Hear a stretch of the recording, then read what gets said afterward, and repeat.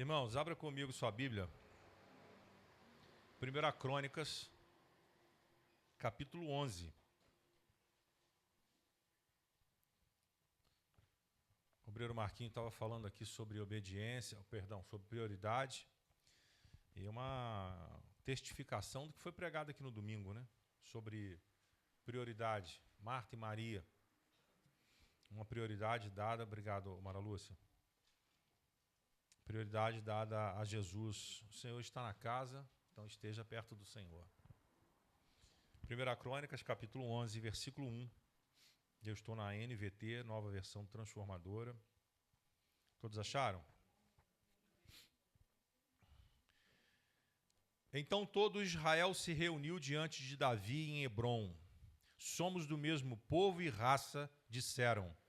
No passado, quando Saul era rei, era você que liderava o exército de Israel. E o Senhor, seu Deus, lhe disse: você será o pastor do meu povo Israel.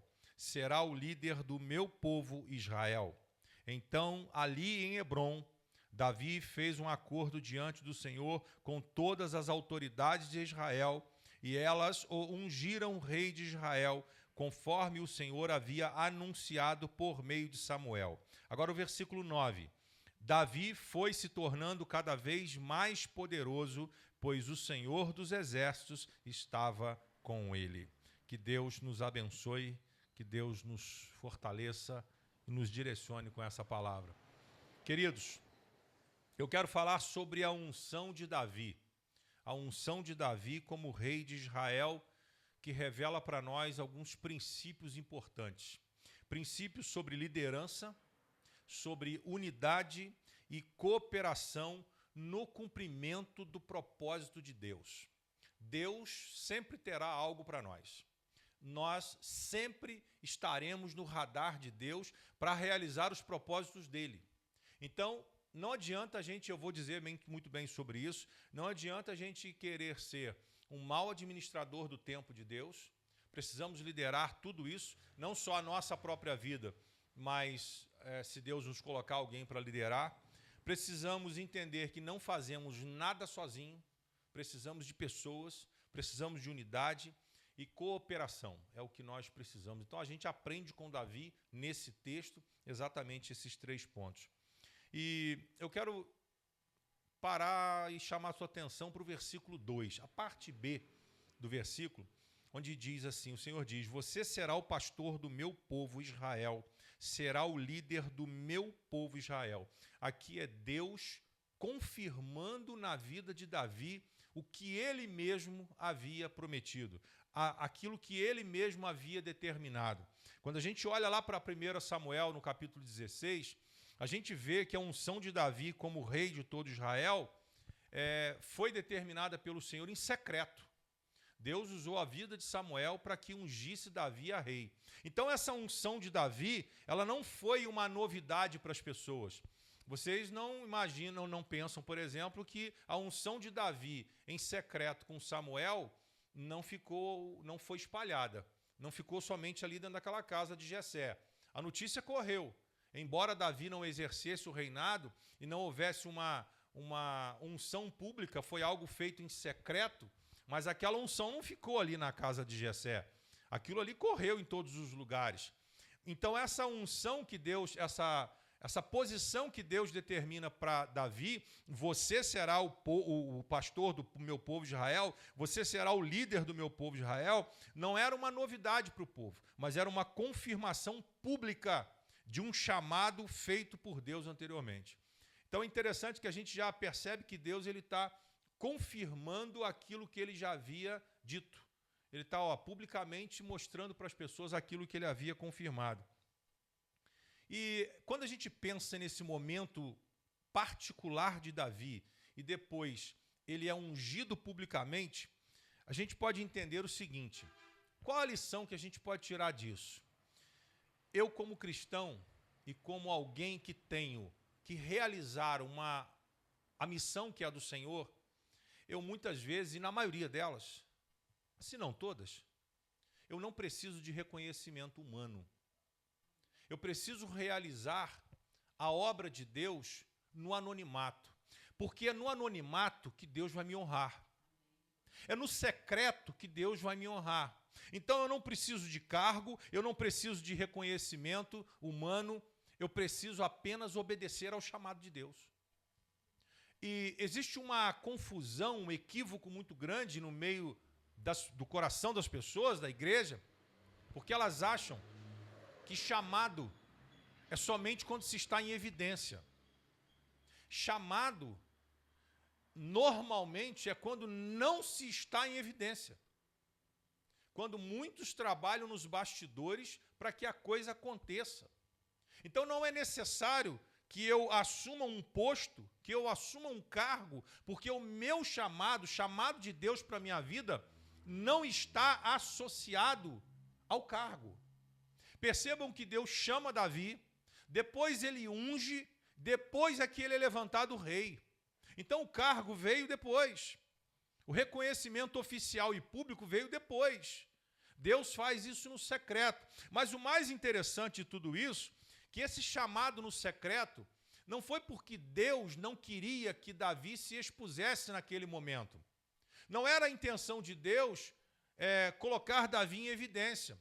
A intenção de Deus em chamar Davi no secreto era: você vai se preparar no secreto para assumir um dos maiores cargos que você pode alcançar nesse momento. Então Deus está preparando Davi ali no secreto. Deus está preparando Davi no anonimato. E quando nós entendemos isso, que o chamado de Deus não precisa de holofotes, não precisa de palco, não precisa de microfone, não precisa de estar em evidência, queridos, o reconhecimento de Deus vem automaticamente. Então é Deus que está falando, é Deus que abençoa, é Deus que levanta, é Deus que chama, é Deus que capacita, é Deus que evidencia. Se um dia tiver que acontecer, acontecerá. Se não, glória a Deus por isso, nós trabalharemos no anonimato, continuaremos numa igreja menor, continuaremos numa cidade do interior, enfim, tudo para a glória de Deus. Não quer dizer que estamos fazendo um bom trabalho, vamos virar uma mega igreja, vamos para uma capital. Deus é quem define isso. Deus é quem determina. Deus só está nos chamando. Deus está nos capacitando. Deus está nos preparando para nos enviar. O que Ele vai fazer com tudo isso, não compete a gente decidir. Porque, biblicamente, nós temos que entender, quem tem um controle de tudo é o próprio Senhor. Mas como é que Deus faz isso? Como é que Deus evidencia um chamado? Como é que Deus levanta alguém e faz com que esse alguém cresça, com que esse alguém prospere? Agora, olhe comigo o versículo 1, que diz assim: então todo Israel se reuniu diante de Davi em Hebrom. Somos do mesmo povo e raça, disseram. Queridos, o povo unido em um propósito comum. Um povo unido em um propósito comum, ninguém para. Lembram-se da Torre de Babel? O povo falava a mesma língua, todos tinham um objetivo em comum e ninguém podia pará-lo. Inclusive Deus reconhece: esse povo, do jeito que eles estão, eles não vão parar. Esse povo vai chegar onde eles querem. Por quê? Não significa que um povo unido às vezes está unido para um bem comum ou para algo bom. Não significa, estamos reunidos, então a gente pode chegar onde quer. Nem significa que isso seja algo bom. Pessoas estão se reunindo para coisas ruins, para poderes das trevas, poderes do mal, mas elas estão unidas. Não importa, querido, para o que você está fazendo, para quem se está trabalhando, mas quando se tem unidade, o povo fica forte. O povo tem algo em comum, o propósito é um. Então, se ouvimos aqui que Deus estava abençoando, é porque havia propósito. O povo, mesmo vindo de diferentes tribos, nações, lugares diferentes, eles reconheceram que Davi era parte do plano de Deus. Eles reconheceram que Davi seria o seu líder e o povo estava num propósito comum. Diferente quando um puxa para um lado, outro puxa para o outro. Agora aqui não, todos estão caminhando na mesma direção. É o povo num propósito comum e eles se unem para cumprir o plano de Deus. Se a igreja de Cristo na terra, reconhecesse o plano de Deus, que o plano de Deus é um plano único, e não um plano de várias denominações ou de vários líderes, nós não teríamos tantas divisões. E quando o povo aqui em Crônicas se une, a gente vê que a divisão cede lugar à unidade. A gente percebe que a divisão dá agora lugar a um pensamento único em cumprimento ao propósito de Deus. Então, nós que estamos aqui, precisamos observar o que Deus quer desta igreja, o que Deus quer de nós e caminharmos num propósito único, num objetivo único. E a igreja de Cristo na terra precisa deixar de lado as disputas e as vaidades e começar a se unir em propósito em torno de Cristo, que é o nosso verdadeiro rei. Hoje estão se levantando aí alguns altares para alguns reis da terra, alguns reis religiosos, donos de denominações, e com isso o propósito principal, que é anunciar a palavra de Deus, tem ficado para trás. E certamente nós teremos alguns dissabores, algumas surpresas naquele grande dia, quando a gente perceber que muitas pessoas que estão hoje reinando, entre aspas, sobre a terra, não estarão diante do verdadeiro rei. Porque o objetivo não é comum. O objetivo é em nome de um rei, o objetivo é em nome de algo muito pessoal. E quando o centro é Jesus, a igreja é fortalecida. Queremos saber como caminhar? Temos que botar Jesus no centro. Porque quando a gente coloca Jesus no centro, todas as coisas são feitas por causa de Jesus, por meio de Jesus e para Jesus, a igreja se fortalece, cresce e cumpre a missão. Queremos crescer? Temos que crescer em torno de Cristo. Queremos prosperar? Queremos ser abençoados? Queremos ser fortalecidos? Precisamos crescer em torno de Cristo. A nossa vida tem que girar em torno de Cristo. Para que vocês tenham uma ideia do que é crescer, por exemplo, a gente vai lá buscando na história, a gente olha a Volta Redonda, uma cidade bem mais nova do que Barra do Piraí, e ela recebe uma das maiores empresas brasileiras, a CSN.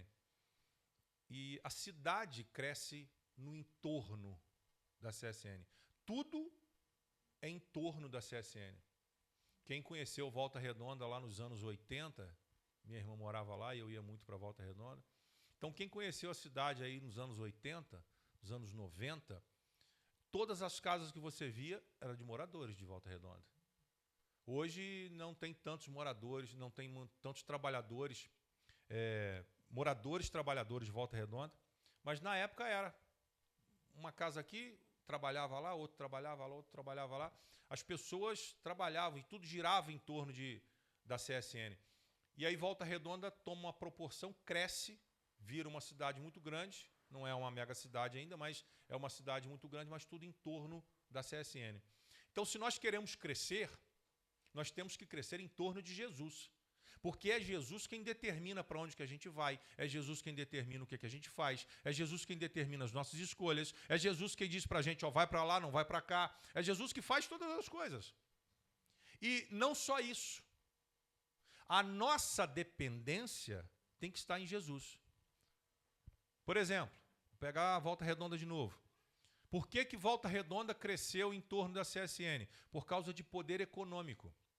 A CSN libera dinheiro para o mercado cresce e gira em torno da CSN. Ou seja, a hora que a CSN, lá nos anos 2000, talvez, que ela privatiza e que ela desliga um tanto de funcionários, o que acontece com a CSN, com a cidade? A cidade fica baqueada. Então, o que nós precisamos entender? A nossa vida tem que estar em torno de Cristo, porque é Cristo quem nos dá todo o subsídio para que a gente viva. E se a gente para de crescer ou para de estar em torno de Jesus, a nossa vida começa a ser penalizada. Se a gente para de olhar para Jesus e buscar em Jesus os recursos para a nossa vida, seja ele qual for, a nossa vida começa a ir à bancarrota, começa a ser prejudicada, porque nós não estamos em torno daquele que é o nosso suprimento principal. Jesus é o nosso suprimento principal. Ele é a base, a origem de toda, ele é a fonte de tudo que nós temos. Então, se a fonte principal deixa de ser prioridade para nós, deixa de ser um objetivo, nós não estamos mais tão fortes quanto antes. Podemos até crescer, mas não estaremos tão fortes quanto antes. E a gente deixa de cumprir a missão, porque nós deixamos de crescer em torno daquele que é o dono da missão. Então tem que haver unidade, tem que haver cumplicidade entre nós, tem que haver comunhão entre nós. E aí quando nós percebemos que a fidelidade a Deus e o compromisso e a cooperação está entre nós, o crescimento é inevitável. A expansão é inevitável, porque a expansão ela vem por meio da cooperação e da fidelidade. E nós precisamos entender isso. Agora veja o versículo 9. Davi foi se tornando cada vez mais poderoso, pois o Senhor dos exércitos estava com ele. Davi não construiu o seu reino sozinho. A Bíblia nos fala sobre os valentes de Davi, homens fiéis, homens corajosos que cooperaram com Davi. Então percebam, homens fiéis e corajosos. E eles cooperaram para o crescimento do reino de Davi. Então é necessário que estejamos juntos, que Deus levante homens valentes e corajosos para que a gente cresça, para que a gente prospere. Estamos há 17 anos no bairro do Chalé. Precisamos avançar, precisamos crescer, mas precisamos de homens e mulheres corajosos e valentes. Amém. Homens e mulheres destemidos que não tenham medo. Tem hora que bate medo, né, Vi? Tem hora que dá aquele frio na barriga, né? Né, Sandrinha? A gente fica com medo do que a gente vai fazer. A gente fica com medo do que já está certo para fazer, como é que vai ser. Mas nós precisamos entender, Deus quer levantar homens corajosos e pessoas que cooperem uns com as outras. Precisamos de braços, amigos, para que esse crescimento, para que essa expansão venha. O sucesso veio pela parceria, o sucesso de Davi veio pela parceria e pela presença de Deus. Os valentes de Davi e Deus abençoando. Davi sempre fiel a Deus, Davi sempre temente a Deus, Davi sempre colocando Deus em primeiro lugar, Davi sempre honrando Deus, Davi sempre levantando altares de adoração a Deus. O homem temente, porque cooperação sem presença de Deus também não adianta. Tem que ter presença de Deus acima de tudo e principalmente presença de Deus. E depois sim a cooperação. Então, queridos, o avanço da igreja, ele não depende de superlíderes, embora alguns achem. Mas a igreja não precisa de superlíderes, ela precisa de comunidades fiéis e cooperativas. Ela precisa da presença de Deus acima de tudo. A igreja não precisa de alguém que diga assim, eu sou suficiente, Jesus é suficiente. A igreja não precisa de pessoas que se achem insubstituíveis. Todos somos como um moeirão. Um dia vai chegar o nosso dia de deitar na terra. Seremos substituídos.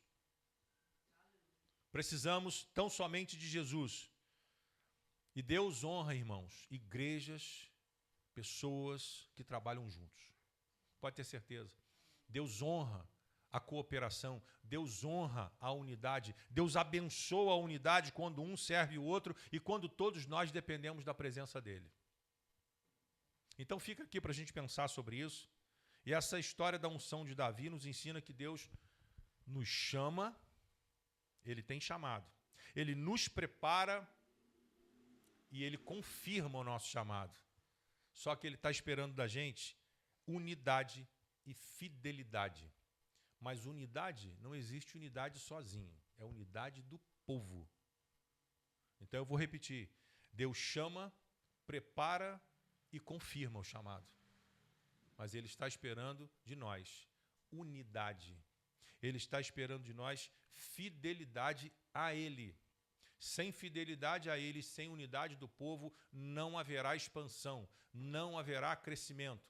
Precisamos nos unir, precisamos temer a Deus, precisamos ser fiéis a Deus para que haja esse crescimento. Porque nesse tempo de crise e individualismo que a gente está vivendo, a igreja precisa redescobrir o valor da obediência.